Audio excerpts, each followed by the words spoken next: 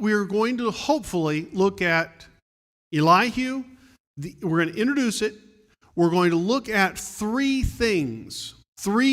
accusations that Elihu makes against Job. And then not next week, but the week after, because I'm gone next week. You remember that, right? I'm gone next week. But then after that, we'll wrap it up. We'll wrap up Elihu with his few chapters of the majesty of God and what God does there. But hopefully, we're going to get all three accusations in this morning. If we don't, we'll move it to next week. Next time, it's not that big a deal. But this morning, I had to write out this introduction because I want you to think about this as we do it. All right? We're going to start out painting kind of a dramatic picture with what's going on. Because we've got to remember what has been going on, or Elihu doesn't make sense. All right?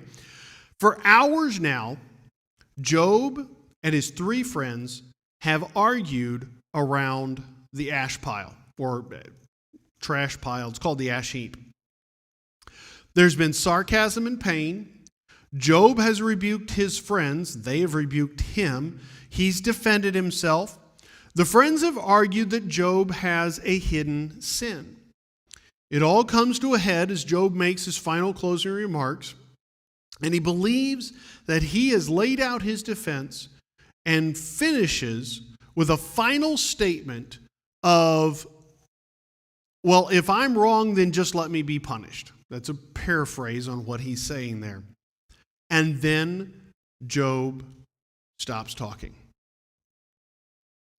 There's been a crowd gathered as these guys are having their kind of dramatic argument, this debate. A crowd has gathered, and now there's a crowd around them.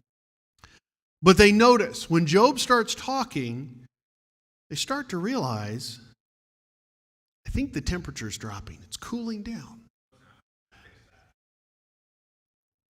You're way off track. Okay, I'm not talking in here. They notice that like our room here, it's a little cooler than it was when they started the debate. And unlike our room here, there's a breeze blowing. And you're thinking, Jeff, you're making this up. I'll show it to you later in the text. Okay? They start to feel kind of a breeze, and that breeze is the only thing they hear. Job has stopped, and it's quiet. But there's a guy in the crowd who has been getting progressively more and more fidgety. And if you look closely at him, you'll see he's sitting there, he's clenching his fists, and he looks like he's barely controlling himself. You can see this guy wants to say something. And he's looking at the friends of Job. And he's waiting in the silence, thinking, aren't you guys going to say anything else? He's expecting them to stand up, rebuke Job again, but they don't. So with the temperatures falling, the breeze blowing, Elihu can't take it anymore. He glances up at the sky. He sees some clouds moving in. And he gets up and he starts talking. But we don't know this guy. We've never heard of him.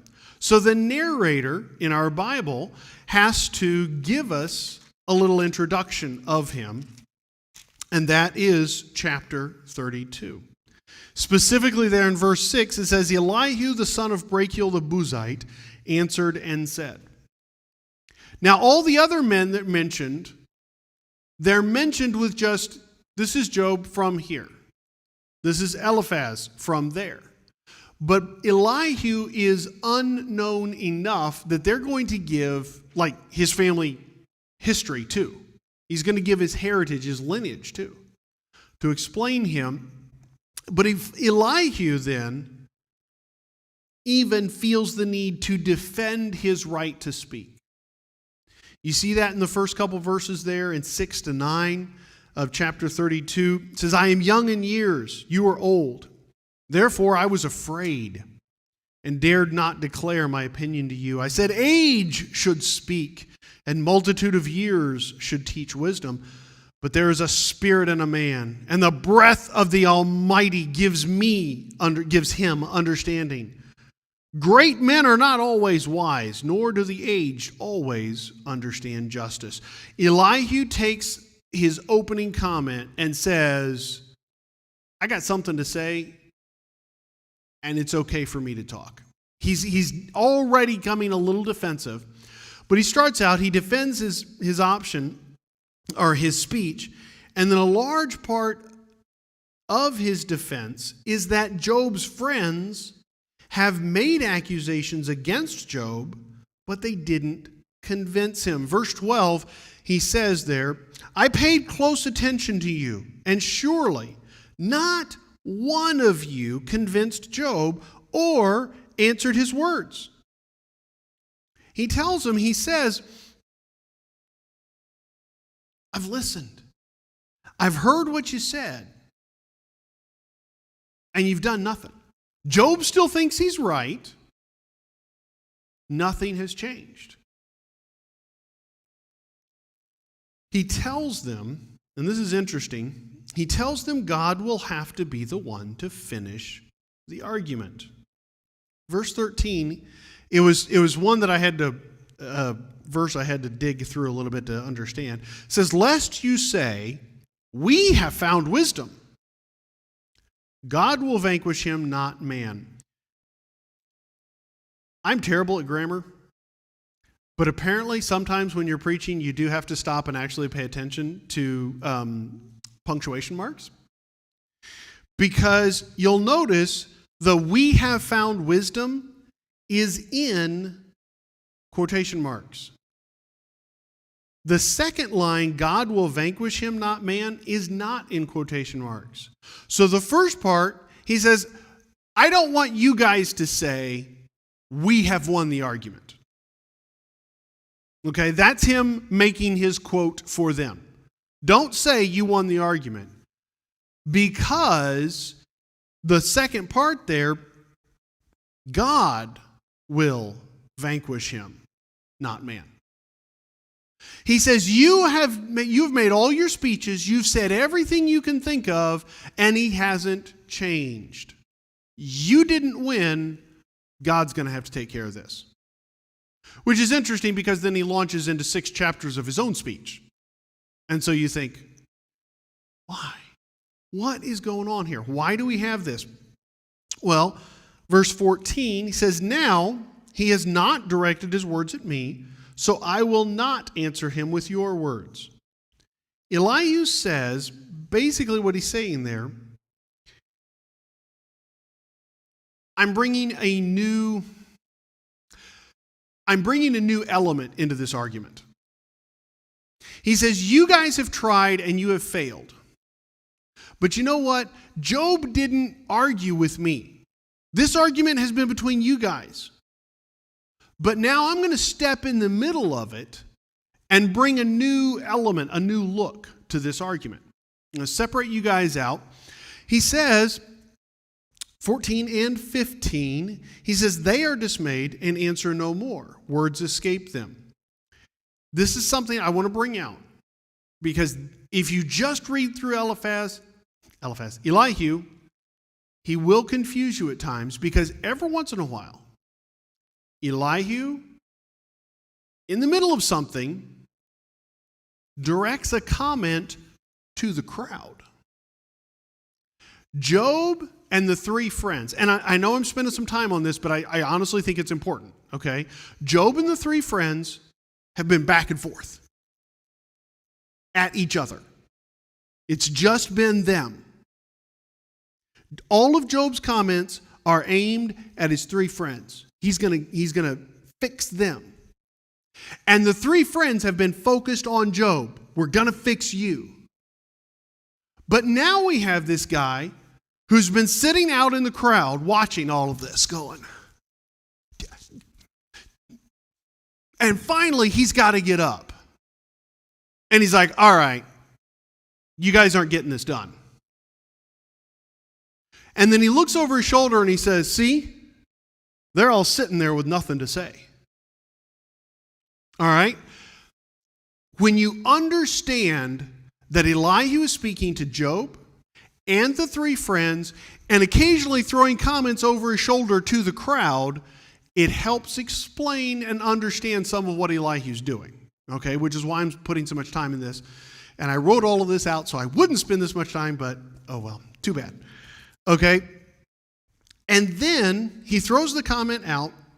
He explains to everybody who will listen, he explains to all who will listen that after listening to all of this, he's about to burst.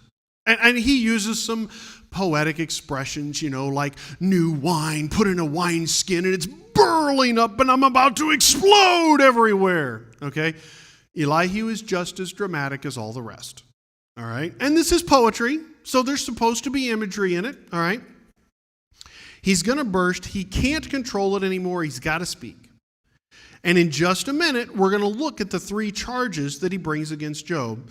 But we're all going to try, before we jump into that, to clear up a little more confusion on Elihu.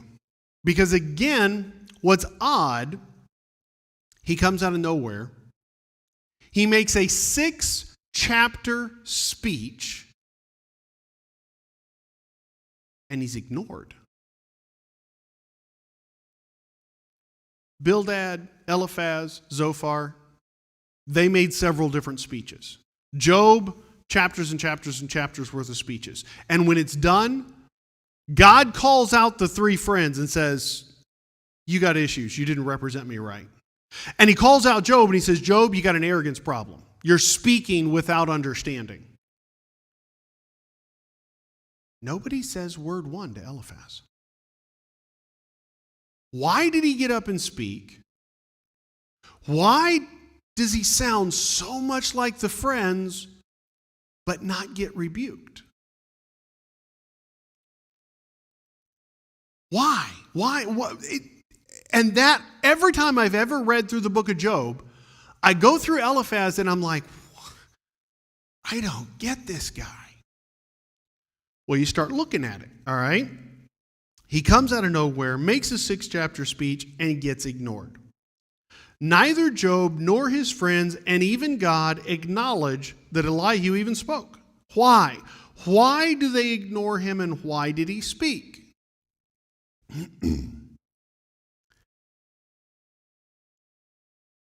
Why then is the tone, also, why is the tone of Elihu's rather long speech so rushed? Does anybody else get that feeling? When you read Elihu, do you get the feeling he's rushed? I get that feeling because he keeps saying, no, just listen to me. Just listen to me for a little bit more. Just hang on, guys. Just listen to me. Honestly, he sounds like I sound at about 10:42. Okay? At about 10:42, I'm like, just hang on with me, just one more. Let me get this done, okay? That's how he sounds through the whole speech. Why? He keeps saying, bear with me, please hear me. But interesting, as his speech progresses, okay, you'll also notice he keeps making reference to clouds. Starts out a little earlier in his speech. He's referencing clouds, talking about clouds. By the end of his speech, he's like describing and pointing at the lightning. To me, I see Elihu standing there. He's talking to the friends. He's talking to the people back there. And he's saying, the lightning, the thunder of God speaking, his lightning coming down. I see Elihu standing there watching a storm move in. Does anybody remember day one? Oh, wow, I should have thought about that. Day one, when I said, that will eventually be applicable. We finally got there. Probably nobody remembers that. Also remember, I have said before, I spend way too much time caring about the opening picture of my PowerPoint slides. Okay? This is what I think Elihu was looking at. Elihu sees this coming in, and he starts to hear the thunder and the lightning. And that, I think, is why he's kind of rushed. Okay? Richard, can you just run me back to where that slide was so that I don't... Wow. Impressive. Okay. Okay, so Elihu he sees this storm. And he sees it coming in, he's referencing it, he's talking about it. And you're like, Jeff, why do you care? Because it matters. Okay? There is nothing in the Bible put in just to get in the way. Okay? It's there for a reason. And I want us to understand the picture here. Because I think it helps us understand why. Why is Elihu's speech recorded? First of all, understand, a crowd has gathered. They have heard all of the arguments between Job and his friends. And if they get up and leave right now, they're only going to have part of the story. They're going to have his friends misrepresenting God. They're going to have Job being arrogant and not understanding things. You've got the wrong picture. If you close the book of Job at the end of chapter 31, you don't understand what's going on.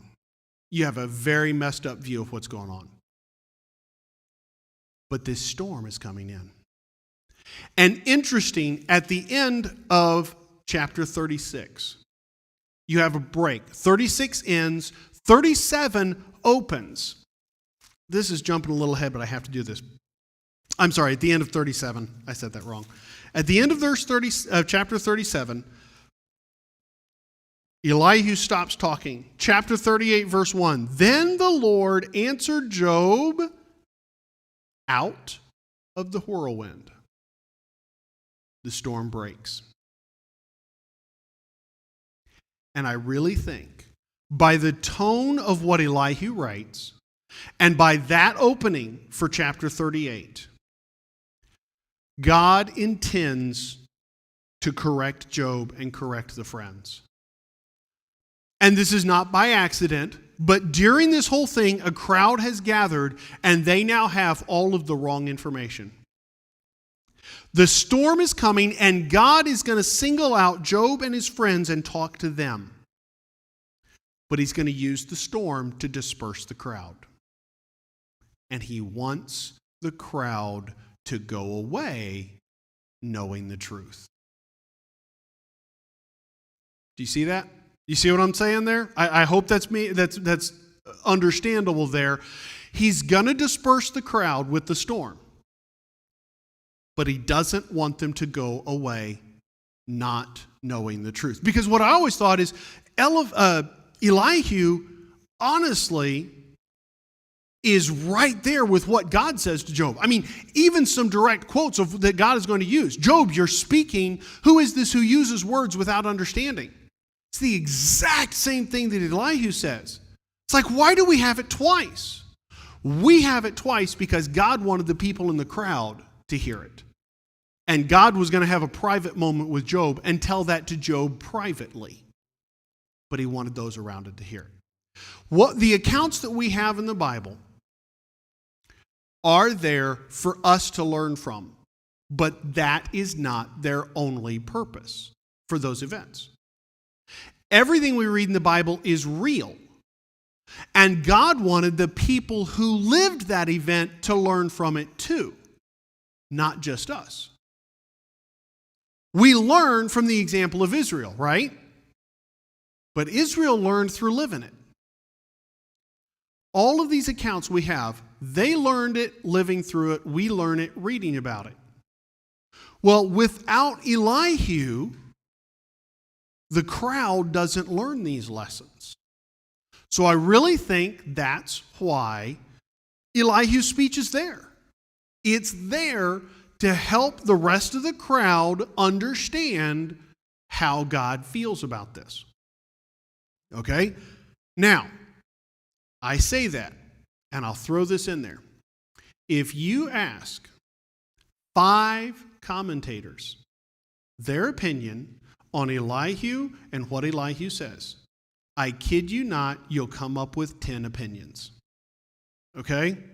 I swear, every one of them gives 2 opinions and they're all over the map. I'm not even going to go into them, okay? There's a lot of opinions. But when I boil it down and when I really look at everything that's gone on, and that's why I spent, honestly, a whole lot of this lesson on this, because I want you to think about the context of what's going on. And honestly, I think the storm is important. I think God dispersing the crowds is important. And I think it helps us understand why this is here. Now, all of that is being said. Now, half hour later, we're going to get into the Sunday school lesson. All right? Elihu, his focus is attacking Job, but it's a different attack than the friends. So much of what he says is similar to the friends, but with one change. And this was your homework last time. Did you read it and see that Elihu accuses Job of sin also? Did you catch that? Did you catch what's different in what Elihu accuses Job of and what his friends accused Job of? They both accuse him of sin. All of his friends kept saying, Job, you've got a hidden sin and you're wrong. Elihu says, Job, I just watched your sin. I know what your sin is, and I'm going to try to help you with this sin. Job's friends made a common mistake. Job's friends do what everybody says you shouldn't do, and that is the judging thing. Everybody says, oh, judge not. You can't judge me.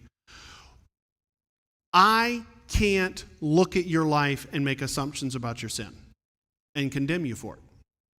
But as a Christian brother, if I see sin and I know sin, I'm not saying if I think, if I know sin in your life, then I need to be like Eliphaz and bring it to your attention. That's the difference. Elihu, not Eliphaz, thanks. I still, 2 E names, my brain just puts them together. Elihu goes about it the right way. Not perfect. We're going to see Elihu's not perfect, but he goes about it the right way. He wants Job to fix this sin, and it's the sin of how he's reacting. Elihu never says, Job, you got a hidden sin. He says, Job, this is the problem. All right. That being said, he's going to make 3 charges against Job. Charge number 1, you think God is just being mean. Okay? And in our study of what Job said, we saw this. Job really does. Now, one of the things that upsets a lot of people and a lot of commentators, and I'll admit it threw me for a while, but interesting. Let's read chapter 33, verse 9 to 11.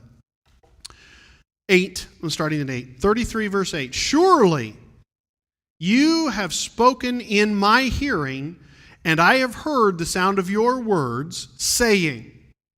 Okay, Elihu is about to, and he puts it in quotes, he's about to say, Job, this is what you've been saying. I am pure, without transgression, I am innocent, and there is no iniquity in me. Yet he finds occasion against me. He counts me as his enemy. He puts my feet in the stocks and watches all my paths. And initially when I read that, I'm like, oh yeah. No. Elihu doesn't actually quote Job. You can go back through everything Job has said, and you will not find that exact quote. But when we read it, it's like, well, yeah, that's what he said. But if you really dig into Job, he never says, I'm pure. He says, I have my integrity. I will maintain my integrity. He says, I don't have a hidden sin. He sounds close to this, but not exact. And a lot of people want to go, see, Elihu's just being as bad as the other. He's just exaggerating, and he's not really. But what Elihu gives us, Elihu tells us what the crowd heard. Job walked a fine line of saying, well, okay, no one is perfect before God. How can anyone be perfect before God? But I have my integrity, and I am right, and I don't have this, and I don't have that. And what everybody walked away with was this. Okay, I really think what Elihu does is give us, he's not intentionally misquoting Job for the sake of making Job sound worse. Because I can guarantee you, all of us, I guarantee, I'm making assumptions here too, okay? When I read what Eliphaz said about Job, I think, well, yeah, Job said that.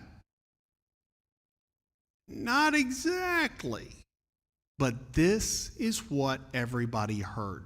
You ever notice that's different sometimes? What you say and what people heard can be different, okay? That's what's going on here. He's saying this is what we heard. And honestly, this is the attitude Job puts out there. Okay? And so he's going to address that. And this is, again, part of why I said, this is why I spent so much time helping you see what I see, and that is Elihu is for the crowd. Okay? Elihu, his speech is for them because as far as he's concerned, this is what Job said. And if you dig detail, you can prove that it's not exactly what he said, but it's it's the idea he created. Let's put it that way. It's the idea he left everybody with. And so his answer, okay, you think God is just being mean. My answer to you is that God is greater than man. You're just being mean to me. And Elihu says, no, God is bigger than that. He's more than that. And it's not just a matter of might makes right. It is a matter of, no, God is bigger than just being petty like that. Okay? Elihu gets the Understatement of the Year award when he says God is greater than man. All right? Verse 12, I think, is where he says it. 33, look, in this you are not righteous. I will answer you, for God is greater than man. Little bitty statement says a whole lot there. Now, he's going to go through and explain some of it because the core of Job's problem is that God is being mean to me, and he's just being mean. Elihu says, let me explain something to you, Job. God speaks to man. Starting verse 13. Why do you contend with him? For he does not give an accounting of any of his words. For God may speak in one way or in another, yet man does not perceive it. He says, God speaks. God accomplishes things. He does things. And I'm going to use this word. This is not exact with the original wording, but I believe it gets the idea across through the passage. God teaches man in more than one way. He teaches us in more than one way. First of all, he teaches us spiritually. And that's what he lays out here. God may speak in a dream, in a vision of the night, when deep sleep falls on men, when slumbering on their beds. He opens the ears of men and seals their instruction. We see more specifics on this in the Old Testament, and even a little bit in the New Testament. You know, Peter's dream sheet coming down, yay, we can eat pork, all right? It's like one of my absolute favorite revelations in the whole Bible is we can eat pork now, okay? But that was satirical, folks. Please understand that. That was just, don't go out of here and quote me on that. Okay, but there are those visions. And you say, well, okay, but how does that work with the way we see life now? God still moves us spiritually. And I'm not talking mystical. I'm not saying I get visions in the night, okay? But you've heard Mike talk about it before. You've got the written will that God lays out in the New Testament. Do this, do this, do that. And then you have his sovereign will. Things just happen that God is in control of. And he changes the way we think about things, our approach to things. From the time I was about 13 years old until the time I was right about 40, I had one core desire. Any time in there, if you had asked me, Jeff, what do you want to be when you grow up? Missionary to the Philippines. From the time I was 13, at 40, I was a missionary in the Philippines, but that was all I wanted to do. That was the desire that God had put in my heart. And somewhere about the age of 40, as I had been a missionary for several years, God started changing some of my desire. I started, and please don't think this is semantics. I see a definite difference. There are missionaries and there are pastors. There are times when a missionary might serve as a pastor, but they're two different deals, honestly. And as I was serving as a missionary, I started to realize that at this point in my life, my heart, my desire was towards the pastoral ministry, not so much the missions ministry. Which is a lot of how I ended up here. Okay? Because as I evaluated that and combined that with my philosophy of missions, which was an American as a pastor in the Philippines was not the best position as a pastor. If I truly wanted to be an effective pastor, I needed to be back here, okay? And if you want a long discussion on missions philosophy, talk to me about that later. But anyhow, God changed the desires of my heart. Again, I am long-winded on stuff this morning, but I want you to understand what we're saying, okay? God still speaks to man spiritually. May not be a vision, may not be a, Damascus Road, fall on the ground, bright light experience, but God still leads us spiritually. And he still speaks to us physically. He talks about that. 33 verse 19. Man is also chastened with pain on his bed and with strong pain in many of his bones. Okay. Chastened. He uses the word, in verse 14 it says, for God may speak in one way or another. In verse 19, man is also chastened with pain on his bed. I read this so many times. And I noticed, this is how I was reading it. Man is chastened with pain on his bed. My brain was bouncing over one important word that tied it all together. Man is also chastened. That word, and I'm making that point because I want you to realize verse 19 is tied back to verse 14. That's why I tie them together in the outline the way I do, okay? He ties it back. He says man is also chastened. Well, he hasn't mentioned chastening before now. Where's that come from? because he says, man, God may speak in one way or another, which is why I said teaching. God teaches us. He speaks to us spiritually. He speaks to us physically. In our culture, we think of all chastening as bad, as punitive punishment for something we did. And he says God speaks to us spiritually, and he also speaks to us through physical pain. It's not always punishment. Now, he throws it out there, and he gives a pretty accurate description of someone who is in incredible pain, suffering, on the edge of dying. And then he says God speaks to man for man's benefit. Verse 23. If there is a messenger for him, a mediator, one among 1,000, to show him his uprightness, to show man his, notice that's capitalized, it's referencing God, to show man God's uprightness, then God is gracious to him and says, deliver him from going down to the pit. I have found a ransom.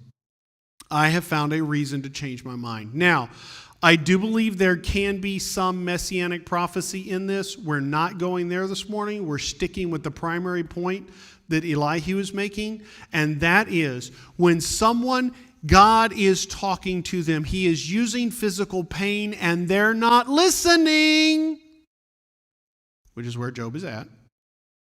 And someone can come, if God will send someone to explain it to them, to help them understand, then they can change and God can free them from that eventual death, from this pain that they're in.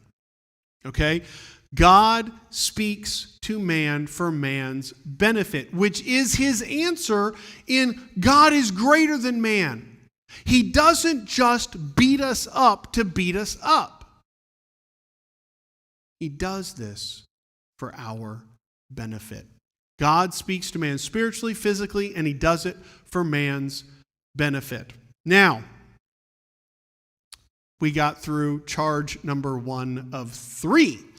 But next time we'll pick it up and we'll finish the others. And I won't have to lay all of the groundwork and explanation because you're all going to remember it next time, right? Right?